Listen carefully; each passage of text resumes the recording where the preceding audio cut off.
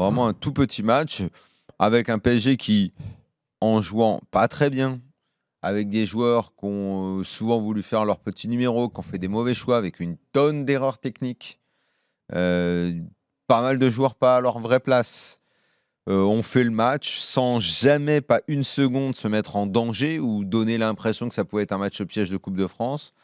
Le tout était de savoir à quel moment les buts allaient venir. 1, 2, 3 ou 4, peu importe à l'arrivée. Il y a eu une maîtrise totale, même si le match est franchement pas très intéressant et loin d'être abouti. La seule chose qui aurait pu rendre ce match avec un peu plus de suspense, c'est dès le début avec l'occasion de Willem, Pierre-Charles, sur son plat du pied, où c'est un vrai face-à-face avec le gardien. Oui, mais il doit mettre une bonne patate. Ouais, voilà, il doit frapper. C'est la seule chose qui aurait pu. Si tu marques là, ça peut rendre le truc un peu plus piquant. Mais sinon, voilà, il y a eu vraiment eu que ça. Et 5 minutes, quoi. Après, honnêtement, j'ai trouvé la première période des Parisiens un peu meilleure sur le plan du mouvement, de la simplicité de jeu. En seconde période, effectivement, ils sont tombés un peu plus dans ce qu'il ne faut pas dans ce genre de match, porter le ballon, etc. Mais Pontivy a tellement couru après le ballon que la dernière demi-heure, c'est ils ont eu 0 cas en deuxième mi-temps. Oui, non, mais physiquement, ils ne pouvaient plus faire les deux. Donc, voilà, il s'est passé ce qui s'est passé. Mais avec le PSG n'a pas pris le mauvais but que tu peux prendre dans ce genre de match. Avec toute la simplicité, avec la nonchalance, tout ce que tu veux sur les mauvais choix, les erreurs techniques, hein, à l'arrivée, Paris gagne tranquillement et mine de rien affiche un visage sérieux. Se fait son ce match de reprise comme tu dois le faire. On se fait pas peur, on se qualifie, c'est faible, donc on le sait. C'est le 44e match de coupe. Ça commence à faire quand même. Sans défaite pour le PSG. C'est fou, hein.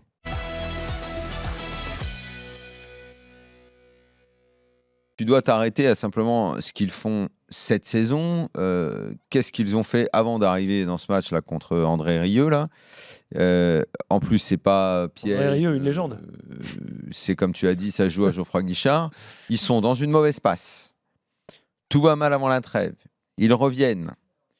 Ils ont un 32e de finale de Coupe de France. Ils se sont déjà fait taper en Coupe de la Ligue. Et là, tu t'écroules et tu perds pas 1-0. Non, tu perds 2-0 en étant mauvais. Là, je suis désolé, je suis supporter de l'OM, mais qu'est-ce que j'en ai à cirer de savoir si c'est pire ou mieux que quand j'ai perdu contre Grenoble ou Carquefou ou machin ou ceci et cela. Là, la situation est grave. On a vu Jacques-Henri Hérault piquer sa petite crise de nerfs, mais je pense que ça fait un petit moment que lui-même devrait se remettre en question, depuis très longtemps. Lui qui pensait faire mieux que ses prédécesseurs sans connaître le foot. Quand même un petit peu compliqué. Heureusement qu'il avait l'ambition de faire mieux. Après, il a l'ambition de faire mieux, mais avec un. Faut avoir les bonnes idées. Après, oui, mais quand tu connais pas le foot et que tu l'ambition de faire mieux quand tu connais pas le foot et que tu fais preuve d'une prétention à peine feinte sur tes capacités justement à faire mieux.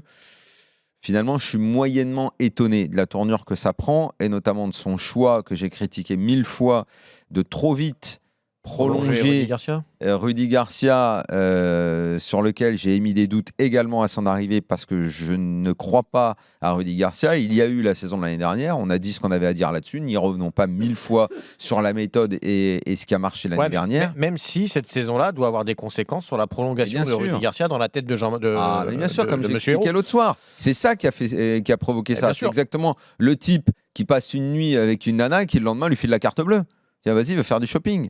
Voilà ce qui s'est passé. Il a passé un bon moment avec, et dans la foulée, allez, vas-y, Rudy, prends la carte bleue, fais ce que tu veux. Il lui a donné les pleins pouvoirs. Il veut consolider la position de Rudy Garcia. Et aujourd'hui, il est dans une situation où ça ne va pas bien du tout, et on ne sait même pas si l'OM a les moyens de licencier Rudy Garcia.